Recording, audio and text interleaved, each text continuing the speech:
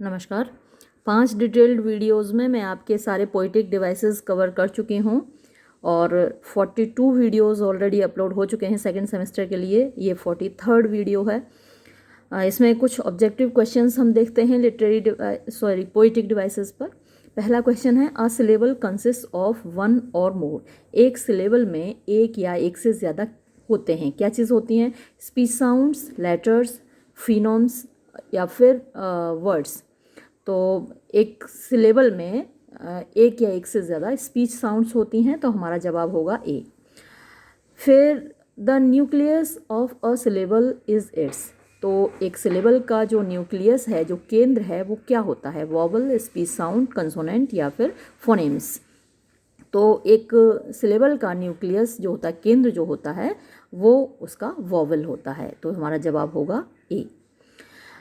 फिर third question है, a syllable that ends in a consonant is called. एक syllable जो कि कंसोनेंट पे ख़त्म होता है, उसको क्या कहा जाता है? तो हमारे ऑप्शंस हैं close syllable, open syllable, arresting consonant या फिर रिलीजिंग कंसोनेंट। तो ऐसे सिलेबल को हम कहते हैं क्लोज्ड सिलेबल। हमारा जवाब होगा ए। डिटेल्ड वीडियोस 5 हैं, ज़रूर देख लीजिएगा।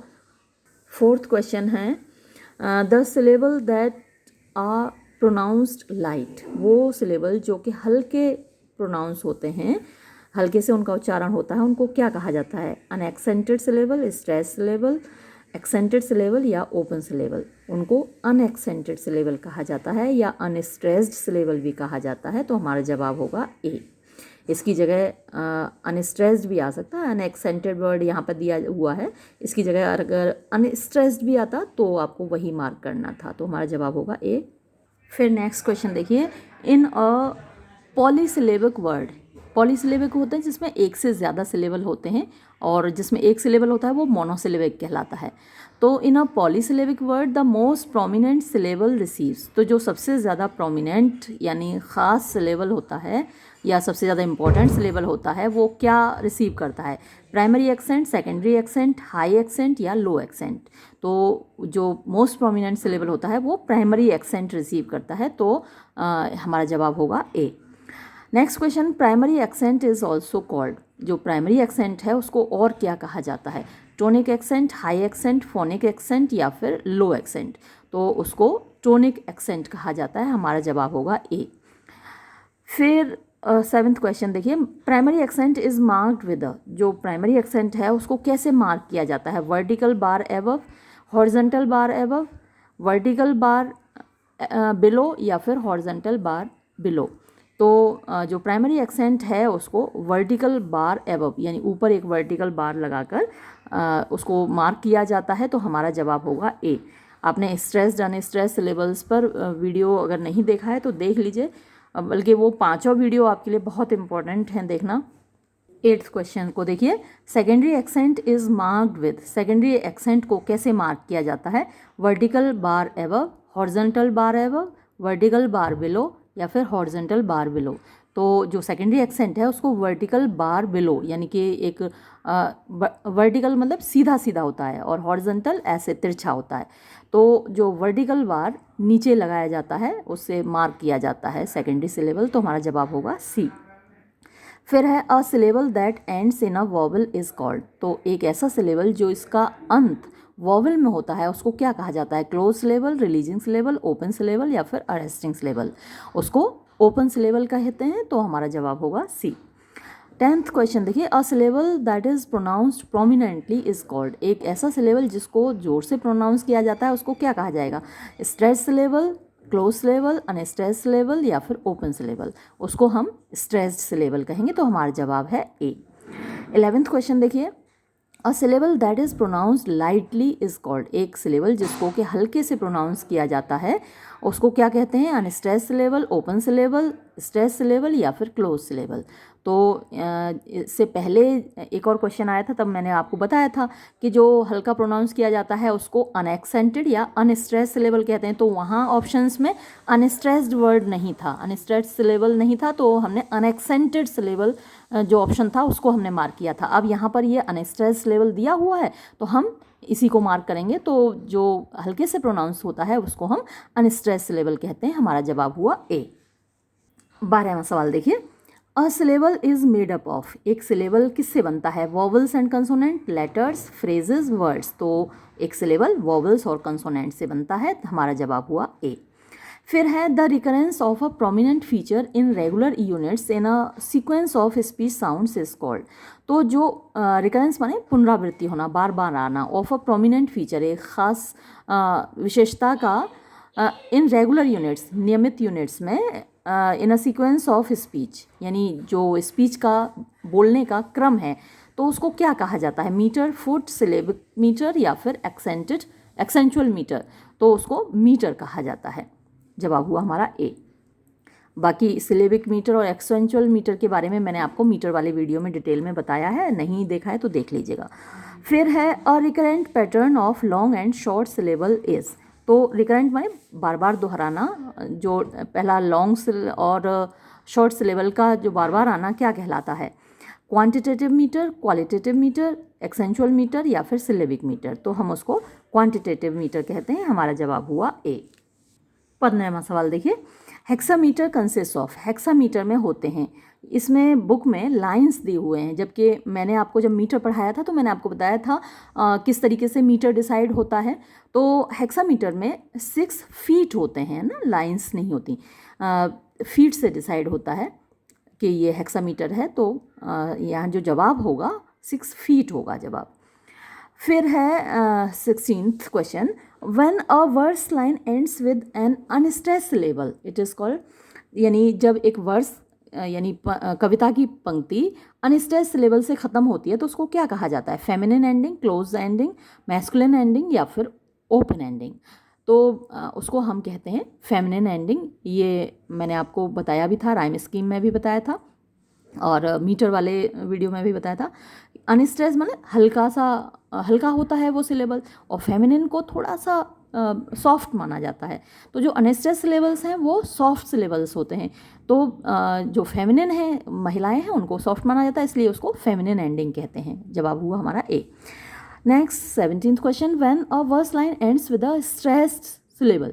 जब एक वर्स लाइन, एक कविता की पंक्ति स्ट्रेस सिलेबल से ख़त्म होती है। अब ये इसका उल्टा हो गया। देखिए 16th में जो पूछा गया था कि जो अनस्ट्रेस सिलेबल होता है वो सॉफ्ट होता है, और स्ट्रेस सिलेबल क्या है, उस पर जोर दिया जाता है, थोड़ा सा कठोर होता है।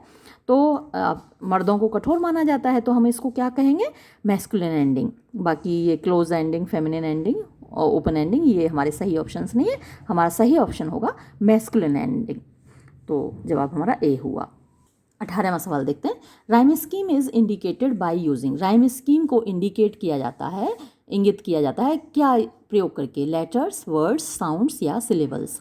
तो राइम स्कीम जब मैंने आपको पढ़ाया था, और वैसे भी आपको कई बार मैंने सोनेट जब पढ़ाई है तब भी बताया है कि राइम स्कीम को हम कैसे करते हैं, ए बी या फिर ए बी ए, इस तरीके से करते हैं। तो हम क्या यूज़ करते हैं उसमें राइम स्कीम बताने के लिए? लेटर्स का यूज़ करते हैं। ए क्या है? लेटर है। बी क्या है? लेटर है। तो हम अक्षरों का प्रयोग करते हैं, लेटर्स का। तो हमारा सही जवाब क्या होगा? लेटर्स। ये वर्ड्स हम यूज़ नहीं करते, साउंड्स यूज़ नहीं करते, सिलेबल्स यूज़ नहीं करते, हम लेटर्स का यूज़ करते हैं, यानी अक्षरों का। लेटर का मतलब ख़त नहीं है यहाँ पर, अक्षर। तो हमारा जवाब हुआ ए। फिर है 19वां सवाल, masculine rhyme consist of a single. Masculine rhyme में क्या होता है? सिंगल सिलेबल होता है, टोनिक सिलेबल होता है, स्ट्रेस सिलेबल होता है, अनस्ट्रेस सिलेबल होता है। तो मैस्कुलिन राइम में सिंगल स्ट्रेस सिलेबल होता है। हमारा जवाब हुआ सी। फिर है feminine rhyme consist of. Feminine rhyme में क्या चीज़ होती है? Stressed and unstress syllable, unstressed and stress syllable, stress syllable या फिर अनस्ट्रेस सिलेबल। तो जो फेमिनिन राइम है वो क्या है? उस इसमें स्ट्रेस्ड सिलेबल तो पहले आता है, और जो बाद वाला सिलेबल होता है वो अनस्ट्रेस्ड सिलेबल होता है। तो जो हमारा जवाब होगा वो स्ट्रेस्ड एंड अनस्ट्रेस्ड सिलेबल होगा, ए। 21वां सवाल देखिए, figurative language is divided into, figurative भाषा को यानी अलंकारिक भाषा को बांटा गया है figures of thought and figures of speech, personification and simile, simile and metaphor, simile and personification. तो जो अलंकारिक भाषा है उसको फिगर्स ऑफ थॉट और फिगर्स ऑफ स्पीच में बांटा गया है, हमारा जवाब होगा ए। फिर है negative capability was coined by, बहुत इंपॉर्टेंट वर्ड है और इस पर मैंने वीडियो अपलोड भी किया है आपको अलग से, और ये क्वेश्चन बहुत इंपॉर्टेंट है। नेगेटिव कैपेबिलिटी जो शब्द है उसको किसके द्वारा बनाया गया था, कॉइन किया गया था? तो John Keats, John Milton, John Hamilton या फिर जॉन मैन। तो जॉन कीट्स के द्वारा इस शब्द को, इस फ्रेज़ को, नेगेटिव कैपेबिलिटी को कॉइन किया गया था, हमारा जवाब होगा जॉन कीट्स। बहुत इंपॉर्टेंट है, ज़रूर इसको दिमाग में रखिएगा। फिर है negative capability characterised, negative capability की खासियत क्या होती है? Objective author, subjective author, negative author या फिर कैपेबल ऑथर।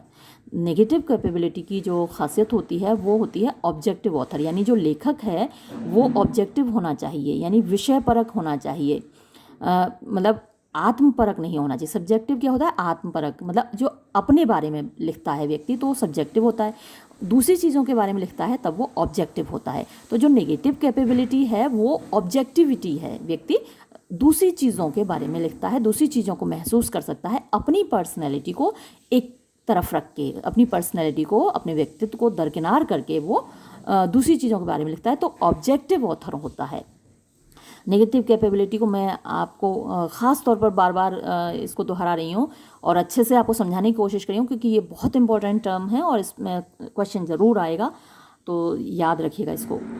24वां सवाल देखिए, when two opposite ideas are put together, जब दो विरोधाभासी विचार साथ साथ रखे जाते हैं, इट इज़ जक्सटेपोजिशन या सिमिली या फिर मेटाफर या फिर अपोजिशन, इसको जक्सटेपोजिशन कहते हैं, हमारा जवाब ए होगा। फिर है इन आयरनी एक्चुअल केस इज़, तो जो आयरनी है यानी वक्रोक्ति है या विडम्बना है उसमें जो वास्तविक बात होती है, रिवील्ड वो दिखाई जाती है, हिडन वो छिपाई जाती है, एम्फेसाइज उस पर जोर दिया जाता है, या फिर ओपन वो खुली हुई होती है। तो जो वास्तविक बात होती है वो छिपाई जाती है, तो हमारा जवाब होगा हिडन यानी कि B. Another term for inversion, inversion के लिए एक और शब्द जो प्रयोग होता है, मैंने इन्वर्जन पर जब वीडियो बनाया था तब भी आपको बताया था कि इसको ज़रूर याद रखिए। इन्वर्जन के लिए दूसरा शब्द क्या है? एनास्ट्रोफी, एनाग्राम या फिर एनाफोरा या फिर एनाटोमी। तो इन्वर्जन के लिए दूसरा जो शब्द यूज होता है वो एनास्ट्रोफी है, तो हमारा जवाब होगा ए। फिर 27वां सवाल देखिए, हु डिफाइन टोन, किसने टोन को डिफाइन किया, टोन को परिभाषित किया? टोन माने लहजा होता है, तो लहजे को किसने परिभाषित किया? एज द एक्सप्रेशन यानी अभिव्यक्ति के रूप में of a literary speaker's attitude to his listener, यानी एक जो साहित्यिक वक्ता है उसका एटीट्यूड अपने श्रोता के प्रति। तो इस तरीके से टोन को डिफाइन किया आई.ए. रिचर्ड्स ने, कॉलरेज ने, टी.एस. एलियट ने और जॉन कीट्स ने।